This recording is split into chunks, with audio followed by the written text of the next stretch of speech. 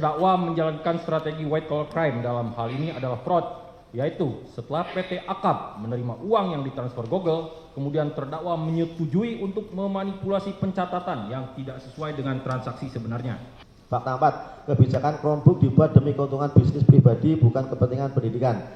1. Terdakwa melibatkan juristan DPO Proses Ibrahim Arif Ibam dan Fiona Handayani sebagai shadow organization untuk menjadi penghubung dengan Google. Selanjutnya mengintervensi tim teknis Kemendikbud dan pejabat Dijen PAUD Dasmen agar menggunakan Chromebook sehingga menguntungkan Google dan memberikan keuntungan finansial kembali kepada terdakwa Nagi melalui PT Akap. Bahkan terdakwa dalam memutuskan pengadaan Chromebook tanpa melibatkan pejabat eselon 1 maupun eselon 2 di Dijen PAUD Dasmen maupun Dijen Guru dan Tenaga Pendidikan yang memahami kondisi kebutuhan pendidikan di sekolah, serta terdakwa mengabaikan masukan tim teknis maupun Pustekom yang telah mengingatkan Chromebook pernah gagal di Kemendikbud tahun 2018 dan tahun 2019. Bahkan pejabat direktur SD dan SMP selaku ketua dan wakil ketua tim teknis dicopot dari jabatannya karena tidak merekomendasikan Chrome OS dalam kajian teknis bagaimana kemauan terdakwa. 2. Terdakwa mengarahkan ke pengadaan Chromebook, kemudian Google kembali melakukan tambahan modal ke perusahaan PT Akap pada bulan Maret 2020. Selanjutnya pada tahun 2021 terdakwa menerbitkan Permendikbud nomor 5 tahun 2021 yang isinya mengunci spesifikasi teknis pengadaan peralatan teknologi informasi dan komunikasi di Kemendikbud adalah Chromebook, sehingga pada tahun 2021 Google kembali melakukan tambahan modal ke perusahaan PT Akap dengan total 167.496.189 dolar Amerika atau senilai 2,4 triliun. Dilanjutkan majelis. Izin lanjutkan majelis. Fakta 5. Investasi Google dicatat jauh di bawah nilai sebenarnya. Hal tersebut adalah praktik penyimpangan berbentuk kecurangan dalam aksi korporasi atau fraud yang merupakan salah satu modus terdakwa untuk menghindari pajak dan menyamarkan nilai transaksi keuangannya yang sesungguhnya sebagaimana di dalam akta notaris sebagai berikut. Tanggal transaksi Desember 2017, nilai uang masuk sebesar 99.998.555 dolar Amerika Serikat atau sebesar kurang lebih 1,5 triliun. Sedangkan nilai yang dicatat di notaris adalah sebesar 17.855.500.000 rupiah. Kemudian di Januari 2019 terdapat nilai uang masuk sebesar 349.999.459 dolar Amerika Serikat atau kurang lebih 5,1 triliun. Sedangkan nilai yang dicatat di notaris ada sebesar 36.149.500.000 rupiah. Saya ulangi, 36.149.500.000 rupiah. Kemudian di Maret 2020 nilai uang masuk sebesar 59.997.267 dolar Amerika Serikat atau sebesar 875 miliar, sedangkan nilai yang dicatat notaris sebesar 5,9 miliar rupiah.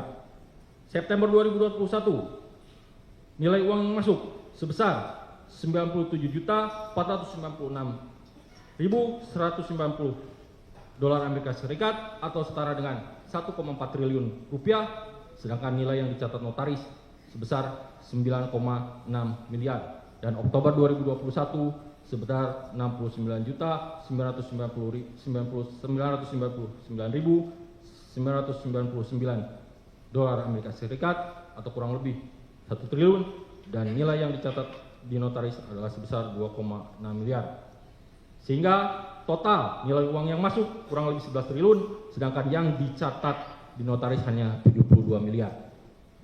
Selain itu, berdasarkan fakta persidangan, saat penuntut umum menanyakan harta kekayaan terdakwa yang diperoleh tahun 2022, namun terdakwa tidak dapat menjelaskan perolehan harta kekayaan tersebut bersumber dari yang sah.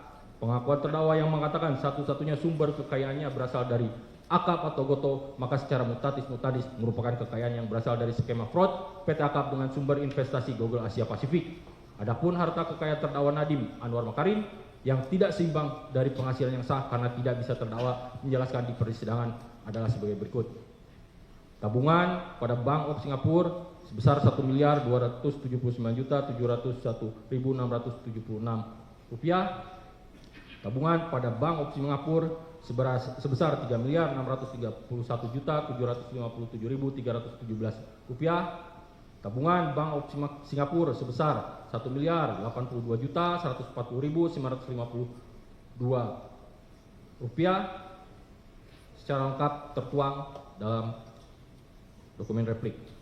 Bahwa perolehan harta kekayaan terdakwa tahun 2022 di atas merupakan harta kekayaan yang tidak seimbang dari penghasilannya sebagai menteri, yang mana penghasilan sebagai menteri namun dalam pemeriksaan terdakwa seharusnya mengambil haknya untuk membuktikan harta kekayaan yang tidak seimbang itu bukan dari hasil tindak pidana korupsi dengan cara terdakwa memberikan keterangan yang sebenarnya mengenai berapa penghasilan yang sah berupa gaji maupun pendapatan lainnya yang dapat dipertanggungjawabkan. Akan tetapi terdakwa lebih memilih memberikan keterangan yang tidak ada substansinya untuk menjelaskan harta yang tidak seimbang. Oleh karena harta kekayaan terdakwa tidak seimbang dan terdakwa tidak bisa membuktikannya bukan dari hasil yang sah, maka penuntut umum menilai fakta hukum tersebut merupakan bagian dari keuntungan atau memperkaya diri terdakwa selaku menteri dalam skema korupsi perkara quo.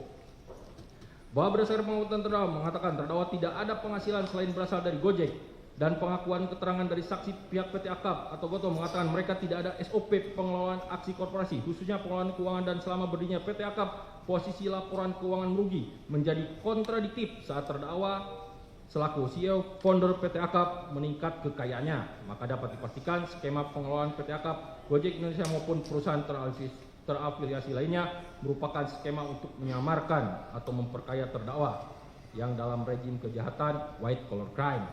Skema ini juga dipakai dalam rejim tindak pidana pencucian uang. 6. Fakta di lapangan Chromebook tidak dimanfaatkan. Pemanfaatan Chromebook di sekolah sangat rendah sehingga program pengadaan tersebut mengulangi kegagalan pengadaan Chromebook yang telah terjadi pada tahun 2018 dan 2019. Rendahnya pemanfaatan Chromebook sebagaimana telah diuraikan secara lengkap dalam surat tuntutan maupun replik ini telah membuktikan bahwa sebagaimana bukti elektronik dashboard atau halaman admin.belajar.id/Chromebook analitik yang merupakan sistem yang dibangun oleh Kemendikbud sendiri untuk mengetahui aktivitas login Chromebook tahun 2021 dan tahun 2022 di seluruh Indonesia yang diakses secara real time di persidangan dengan tingkat pemanfaatan Chromebook hanya sekitar 0,15% dari total 1.634.260 unit di seluruh Indonesia, dan secara nyata hanya optimal pada bulan Oktober dan November saat pelaksanaan AKM yang dilaksanakan 1 tahun sekali, sedangkan di bulan-bulannya saat pelaksanaan proses belajar mengajar sangat rendah yang dijunjung juga berdasarkan keterangan dari pihak Kogol yaitu Colin Marson menyampaikan kepada Tejo Kusuma Raimon mengakui Chromebook yang disalurkan ke sekolah penerima belum digunakan secara optimal di sekolah-sekolah karena literasi rendah dan kurangnya pelatihan. Rendahnya pemanfaatan Chromebook tersebut tidak sesuai dengan tujuan program digitalisasi pendidikan di Kemendikbud yang seharusnya bermanfaat untuk mendukung pelaksanaan pembelajaran anak-anak di sekolah, terutama saat menghadapi masa pandemi COVID-19. Terlebih, anggaran pengadaan Chromebook mencapai triliunan rupiah tersebut justru tidak memberikan manfaat bagi anak-anak di seluruh Indonesia yang berhak memperoleh pemerataan akses pendidikan. Fakta 7, kerugian keuangan negara lebih dari 5,2 triliun.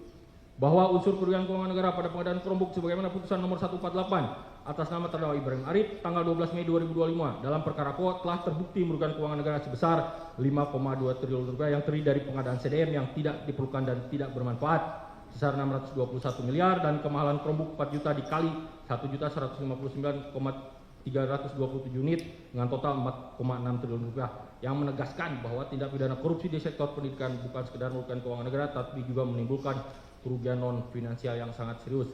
Terhambatnya pemerataan kualitas pendidikan bagi jutaan anak Indonesia yang berhak mendapatkan pendidikan yang layak. Izin melihat dilanjutkan.